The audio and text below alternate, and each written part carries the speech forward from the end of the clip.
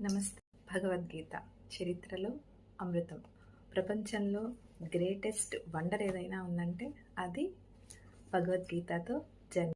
చూడండి, సునీత విలియమ్స్ గారు స్పేస్లోకి తనతో పాటు భగవద్గీతను క్యారీ చేశారు. తనలో స్ఫూర్తి నింపడానికి, కాన్ఫిడెన్స్ని స్పిరిచువల్గా గైడ్ చేయడానికి తనతో పాటు తీసుకెళ్లారు.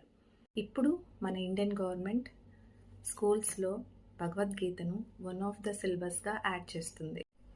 ఎందుకంటే మన పిల్లలకి వాల్యూస్ని, మెంటల్ పీస్ని, కాన్ఫిడెన్స్ని టీచ్ చేసే బెస్ట్ గైడ్ భగవద్గీతగా ఎక్స్పర్ట్స్ అందరూ చెప్తున్నారు. ఇతర దేశాల వాళ్ళు కూడా మన కల్చర్ యొక్క గొప్పదనాన్ని తెలుసుకొని భగవద్గీతను గురించి తెలుసుకుంటూ ఫాలో అవుతున్నారు. సో మనందరం భగవద్గీతను ప్రౌడ్గా, హ్యాపీగా నేర్చుకుందాము, ఫాలో చేద్దాము. జై భగవద్గీత, జై భారత్. సర్వే జన సుఖినో భవంతు. నమస్తే.